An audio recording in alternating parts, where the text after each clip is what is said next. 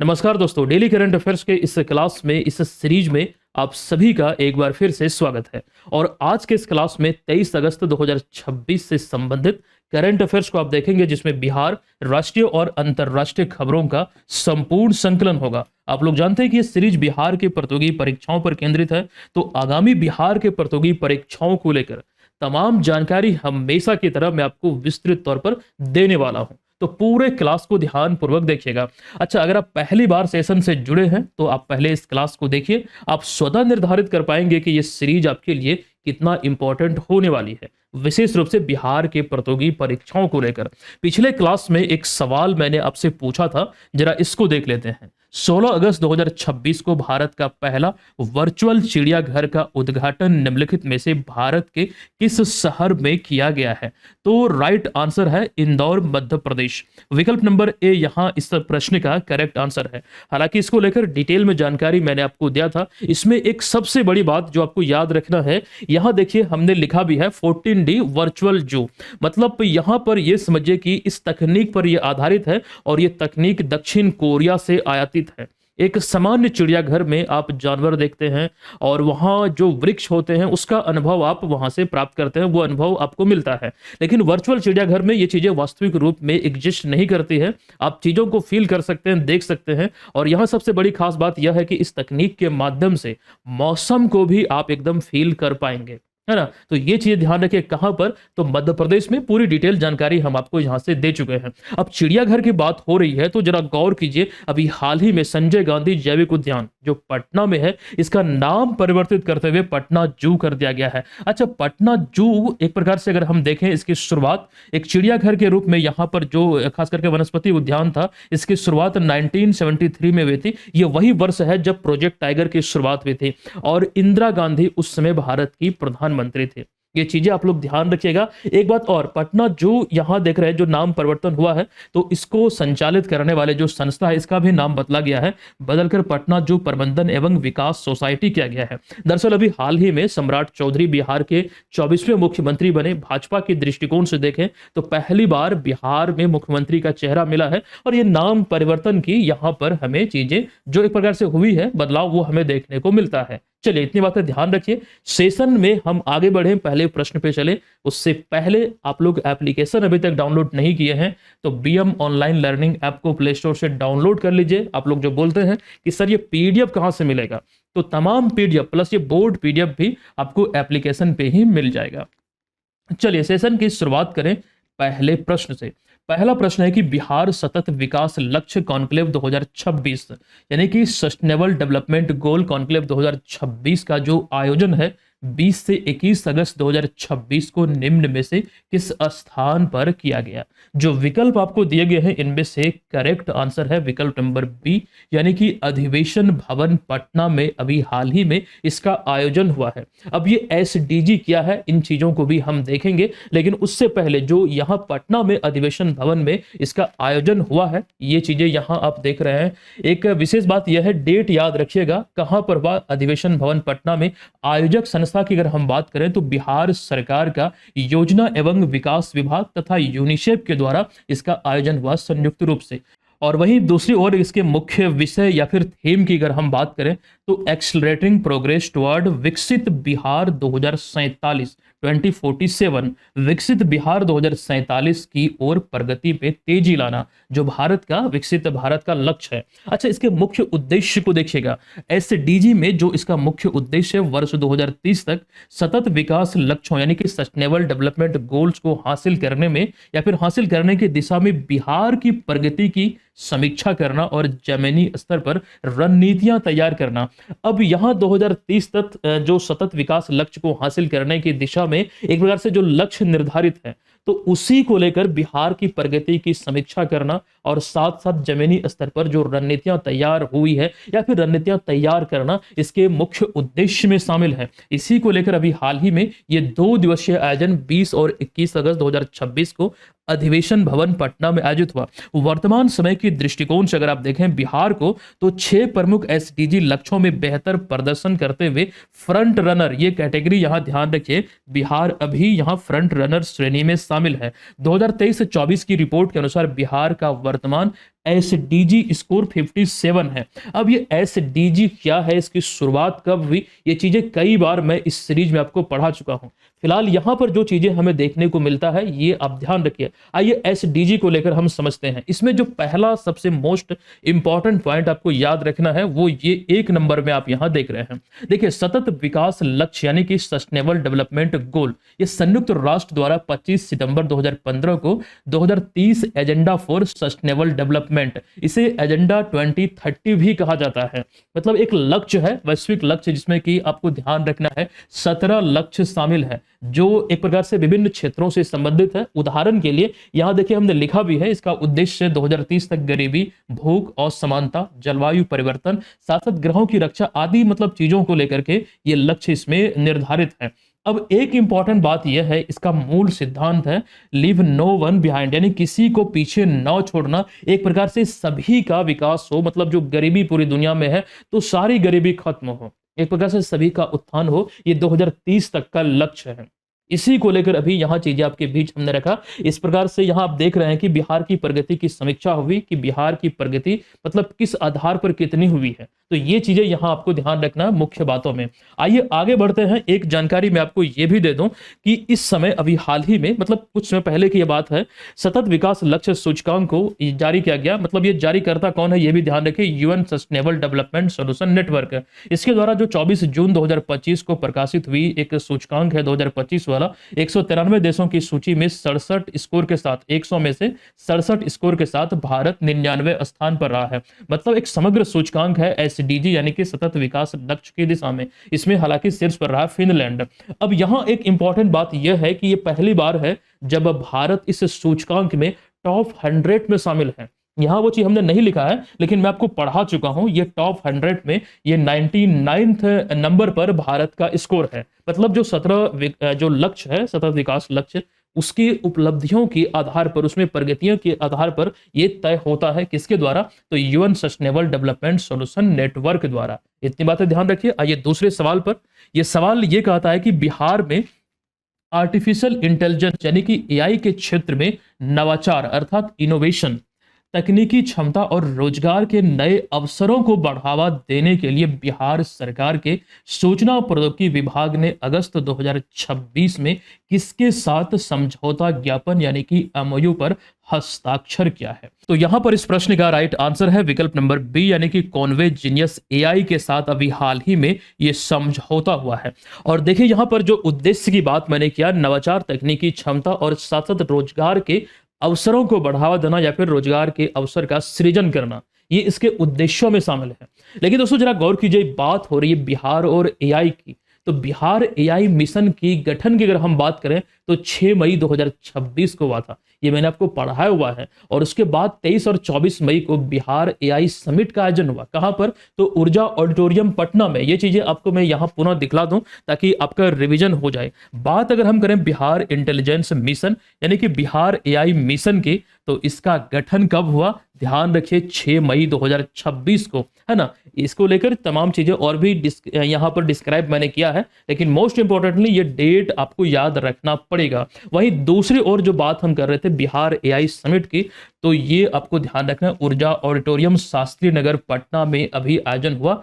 कब, तो 23 और 24 मई 2026 को। उद्घाटन सम्राट चौधरी जो माननीय मुख्यमंत्री बिहार के, इनके द्वारा किया गया। तो फिलहाल ये चीजें यहां याद रखिए, सवाल यहां से अराइज होंगे। बिहार की धरती पर बिहार के इतिहास में पहली बार एआई समिट का आयोजन हुआ है। याद रखिए, आगामी एग्जाम में सवाल देखने को मिल सकता है, चाहे 72वीं बीपीएससी या फिर अन्य एग्जाम जैसे कि बीपीएससी टीआरई वाले एग्जाम में ये चीजें देखने को आपको मिल सकता है। एक जानकारी और मैं आपको देना चाहूंगा, फरवरी 2026 में नई दिल्ली में इंडिया एआई इंपैक्ट समिट 2026 का आयोजन हुआ। इंडिया एआई इंपैक्ट समिट, जरा गौर कीजिए, बीपीएससी एग्जाम में रिसेंटली कुछ समय पहले, आई थिंक 2 साल पहले, एक सवाल पूछा गया था, एआई एक्शन समिट कहां पर आयोजित हुआ था। ये ईस्वी मुझे एग्जैक्ट तो ध्यान में नहीं, लेकिन ये सवाल ऑलरेडी पूछा जा चुका है। और जो बात यहां पर हमने किया इंडिया एआई इंपैक्ट समिट की, तो इस टॉपिक को हमने अच्छे से मेंस वाले करंट अफेयर्स का जो कोर्स है उसमें कवर किया है।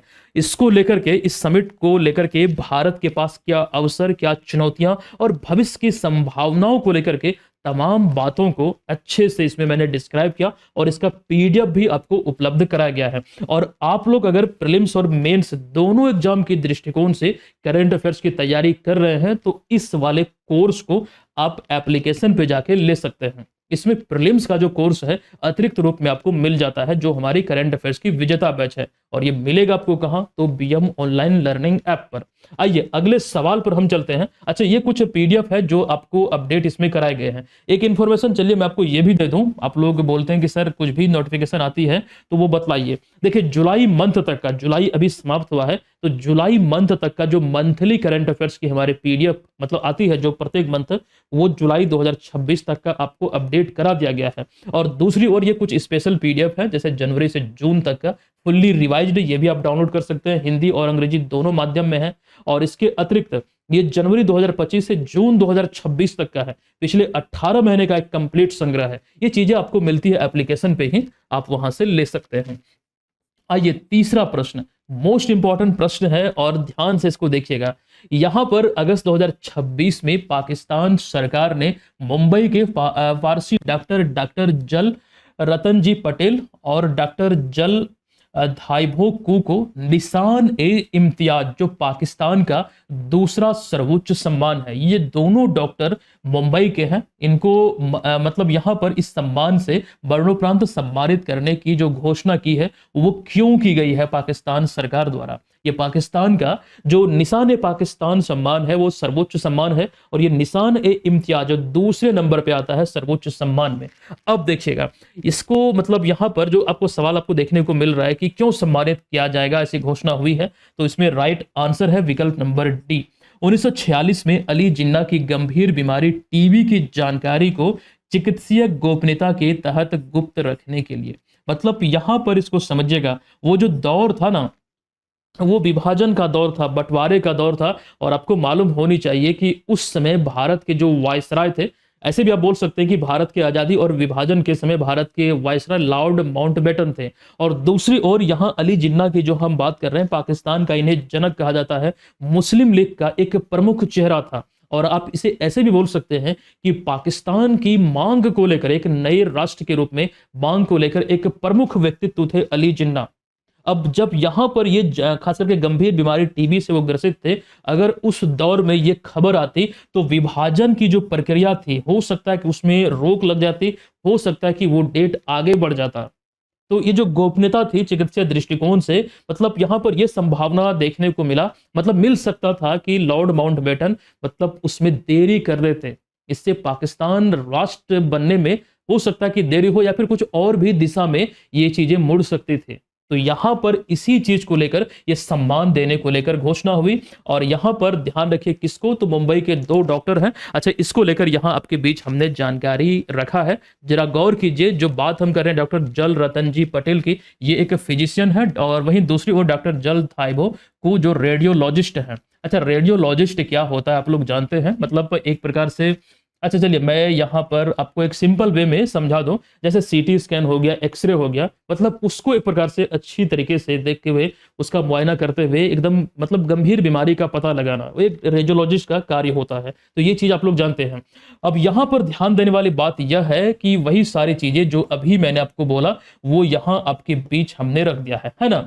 अब एक इंफॉर्मेशन मैं आपको देने वाला हूं जो हमने स्टार्टिंग में ही बोला, निशान ए पाकिस्तान जो पाकिस्तान का सर्वोच्च सम्मान है। अच्छा, आपको मालूम होनी चाहिए, आप जरा गौर कीजिए कि क्या पाकिस्तान के इस सर्वोच्च सम्मान से किसी भारतीय को सम्मानित किया गया है? तो वास्तव में अब तक 4 भारतीय को यह सम्मान मिला है। आइए एक नजर हम इसको देखने का प्रयास करते हैं। देखिए, ऐसे तो शुरुआत इसकी हुई थी निशान पाकिस्तान की वर्ष 1958 में। दूसरी ओर भारत का जो सर्वोच्च सम्मान भारत रत्न है, इसकी शुरुआत हुई थी वर्ष 1954 में। ये भी चीज याद रखिएगा, 1958 में स्थापना हुई और पहले भारतीय, एक्चुअली यहाँ 4 भारतीय को सम्मान मिला है। तो पहले भारतीय पूर्व प्रधानमंत्री मोरारजी देसाई को 1990 में यह सम्मान मिला। फिर 1998 में अभिनेता दिलीप कुमार को, फिर इसमें 2 नाम और आपको दिखेगा, सैयद अली शाह गिलानी और एक नाम सैयदना मुफद्दल सैफुद्दीन। इन चारों महान हस्ती को यह सम्मान मिला। एक इंफॉर्मेशन जो बेहद ही इंपॉर्टेंट है, मोरारजी देसाई एकमात्र ऐसे शख्स हैं इस समय तक जिन्हें भारत और पाकिस्तान दोनों देश का सर्वोच्च सम्मान यानी कि भारत रत्न और निशान ए पाकिस्तान वो क्रमशः 1991 और वर्ष 1990 में प्रदान किया गया, है ना। ये चीजें इंपॉर्टेंट है, यहां से ध्यान आपको रखना है। अभी मैं आपको एक हिंट दे दूं, मतलब देखिए ये चीजें इस वजह से खबरों में है, यहां से प्रश्न बनने की प्रबल संभावना है। लेकिन दूसरी ओर जो सर्वोच्च सम्मान है निशान ए पाकिस्तान, तो इसको भी याद रखिएगा, 4 भारतीय को सम्मानित किया गया है। आइए अगले सवाल पर आते हैं। ई स्पोर्ट वर्ल्ड कप 2026 के शतरंज वर्ग के ग्रैंड फाइनल में मैग्नस कार्लसन ने किस खिलाड़ी को 2-0 से हराकर लगातार दूसरी बार खिताब जीता है? तो ध्यान रखिए, बेलारूस के ये खिलाड़ी जिनका नाम डेनिस लाजाविक, इन्हें हराकर ये उपलब्धि इन्होंने लगातार दूसरी बार अपने नाम किया है। आप यहां पर वो सारी जानकारी देख सकते हैं, दूसरी बार इन्होंने इस खिताब को अपने नाम किया। ये प्रतियोगिता पेरिस में आयोजित हुआ था, बेलारूस के डेनिस लाजाविक को 2-0 से हराकर। अच्छा, मैग्नस कार्लसन टीम लिक्विड का प्रतिनिधित्व कर रहे थे और पूरे टूर्नामेंट में ये अजय रहे, एक भी मैच ये नहीं हारे। और दूसरी बात यहां पर आपको ये ध्यान रखना है कि अगर हम बात करें मैग्नस कार्लसन की, जो कि नॉर्वे के रहने वाले, देखिए हमने लिखा भी है, नॉर्वे के विश्व नंबर 1 शतरंज खिलाड़ी हैं। 2 सवाल आपके एग्जाम में पूछे गए हैं मैग्नस, ऐसे तो बहुत सारे सवाल हैं लेकिन 2 सवाल जो कि मिलते जुलते हैं, यहां जरा देखने का प्रयास कीजिए। ये एसएससी सीएचएसएल एग्जाम 2022 में पूछा गया था। ये सवाल क्या है, देखिए फरवरी 2022 में ऑनलाइन रैपिड शतरंज टूर्नामेंट में नॉर्वे के विश्व नंबर 1 मैग्नस कार्लसन को हराने वाले सबसे कम उम्र के खिलाड़ी जो भारतीय ग्रैंड मास्टर हैं, मतलब वो खिलाड़ी का नाम क्या है जो इन्हें शिकस्त दिया था? तो आर प्रज्ञानंद। वहीं दूसरी ओर एसएससी जेईई एग्जाम में पूछा गया 2022 में क्लासिकल गेम में मैग्नस कार्लसन को पहली बार हराने वाले भारतीय शतरंज खिलाड़ी कौन थे? तो यहां भी आर प्रज्ञानंद। दोस्तों इस तरह के सवाल अमूमन एग्जाम में बनते हैं। उदाहरण के लिए ये जो उपलब्धि इन्हें हासिल हुई है, तो यहां से भी सवाल बन सकता है। आइए ज्यादा यहां समय न लेंगे, अगले सवाल पर आते हैं। एक कथन वाला सवाल है। देखिए निम्नलिखित कथनों पर विचार कीजिए कि कौन सा कथन सही है। कथन एक कहता है कि अजय ए कुमार इराक में भारत का नया राजदूत नियुक्त किए गए हैं। तो ये जो कथन है ये बिल्कुल यहां पर सत्य है। दूसरा है कि अजय ए कुमार वर्ष 2001 बैच के भारतीय विदेश सेवा यानी कि इंडियन फॉरेन सर्विसेज के अधिकारी है। तो ये भी कथन यहां दूसरा जो है बिल्कुल सत्य है। नियुक्ति से पहले वे विदेश मंत्रालय में संयुक्त सचिव के पद पर कार्यरत थे, ये भी सही है। वे सेमेंदु बागची का स्थान लेंगे जिन्हें अब स्विट्जरलैंड में भारत का नया राजदूत नियुक्त किया गया है। अब यहाँ चारों कथन सही है, विकल्प नंबर डी इसका राइट आंसर होगा। अब यहाँ एक हिडन जानकारी मैं आपको देने वाला हूं। अगर हम देखते हैं कई बार उच्चायुक्त और कई बार राजदूत शब्द का हम प्रयोग करते हैं, ये चीजें आप एग्जाम में प्रश्न पत्र में भी देखते होंगे। तो इसको याद रखने का एक सिंपल सा ट्रिक है, जैसे कि मैंने आपको बोला है, देखिए यहाँ पर वही चीज आपके बीच हमने रखा है। जब अगर देश कॉमनवेल्थ देशों में शामिल हो, मतलब कॉमनवेल्थ नेशन हो, मतलब सदस्य हो जिसमें 56 देश हैं, तो वैसी स्थिति में हम शब्द का प्रयोग करते हैं उच्चायुक्त। और जब देश कॉमनवेल्थ में नहीं हो तो वैसी स्थिति में हम शब्द का प्रयोग करते हैं राजदूत, है ना। उदाहरण के लिए यहां पर जो हमने एक शब्द लिखा, स्विट्जरलैंड में भारत का राजदूत नियुक्त किया गया, किन्हें? तो सेमेंदो बागची को। अब यहां पर देखिएगा कि स्विट्जरलैंड जो है ना, वो आपको ध्यान रखना है राष्ट्रमंडल देश नहीं है, तो इसलिए हम यहां राजदूत शब्द का प्रयोग कर रहे हैं। आइए अगले सवाल पर चलते हैं। अगला सवाल है, हाल ही में 17 अगस्त 2026 को राष्ट्रीय अनुभव पुरस्कार 2026 के तहत कितने चयनित पुरस्कार विजेताओं को सम्मानित किया गया? तो यहां पर इस प्रश्न का राइट आंसर है विकल्प नंबर सी, यानी कि 15 विजेताओं को सम्मानित किया गया। दोस्तों यहां पर वो चीजें लिखा गया, 17 अगस्त 2026 को कार्मिक लोक शिकायत एवं पेंशन राज्य मंत्री डॉक्टर जितेंद्र सिंह ने नई दिल्ली में 15 विजेताओं को राष्ट्रीय अनुभव पुरस्कार 2026 से मतलब इस पुरस्कार उन्हें प्रदान किया गया, ये पुरस्कार। अब यहां जरा देखने का प्रयास कीजिए कि वास्तव में ये है क्या। अनुभव मंच भारत सरकार का एक मंच है, और वैसे यहां पर एक चीज देखिएगा, 12 सार्वजनिक क्षेत्र के बैंक और सार्वजनिक क्षेत्र के उपक्रम यानी कि पब्लिक सेक्टर यूनिट के कर्मचारियों को इसमें शामिल किया गया है। मतलब वो अपने लंबे सेवा काल के दौरान जो उनकी उपलब्धियां रही, जो उन्होंने अनुभव किया, या फिर जो सुझाव है वो इसके माध्यम से साझा करते हैं। और इसके पीछे रीजन को समझिएगा, इसका मूल उद्देश्य सेवानिवृत्त कर्मचारियों के वर्षों के अनुभव, विशेषज्ञता मतलब इन सभी को सरकार तथा भावी पीढ़ी के लिए उपयोगी बनाना। मतलब एक प्रकार से आप बोल सकते हैं। अच्छा, एक चीज ये भी समझिएगा, इस पृथ्वी पर हम मानव ही एक ऐसा जीव है जो हम आगे बढ़ते हैं। जैसे मान लीजिए कि हम लोग विकास कर रहे हैं, उदाहरण के लिए इस पीढ़ी ने जहां तक विकास किया है, आने वाली पीढ़ी वहां से आगे बढ़ेगी। तो ये चीजें मानव में हमें देखने को मिलता है। तो इसी चीज को, सारी चीजों को एक प्रकार से अनुभव के रूप में भावी पीढ़ी को लेकर के उपयोगी बनाने के दृष्टिकोण से ये एक मंच है। और इसी में बेहतर उपलब्धि को लेकर अभी हाल ही में 15 विजेताओं को सम्मानित किया गया। वही सारी चीजें यहाँ पर आपके बीच हमने रखा है। आइए अगले सवाल पर।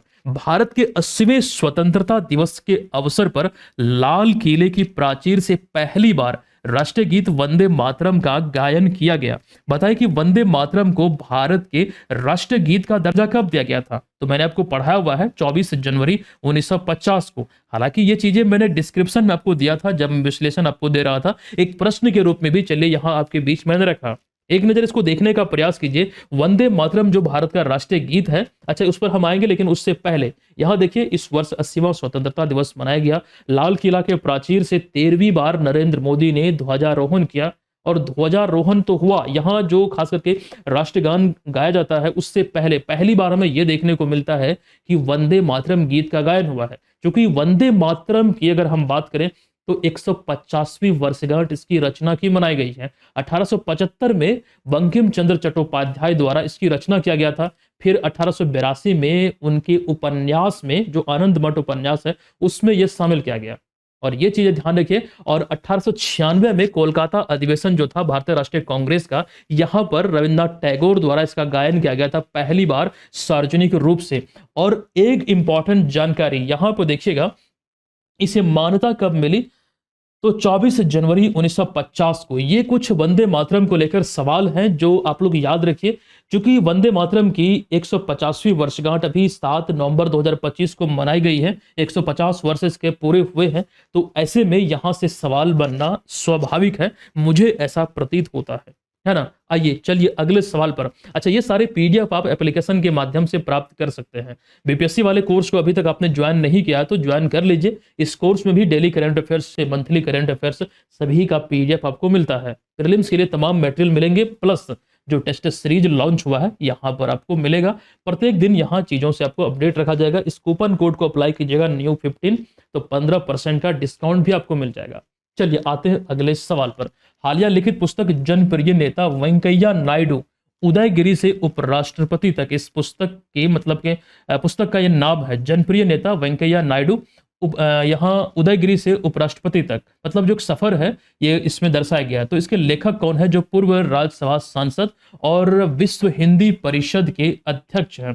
तो यहां पर देखिएगा, इस पुस्तक की जो हम बात कर रहे हैं, जो आप तस्वीर में देख रहे हैं, इसके लेखक है यार लांगडा लक्ष्मी प्रसाद। विकल्प नंबर डी में यहां आपको देखने को मिलेगा।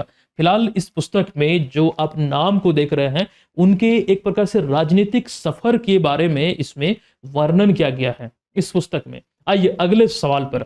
मद्रास उच्च न्यायालय ने हाल ही में किस नदी को कानूनी व्यक्ति यानी कि जुरिस्टिक पर्सन का दर्जा प्रदान किया है? इस नदी का नाम है तामीर भरनी या फिर पोरू नई नदी।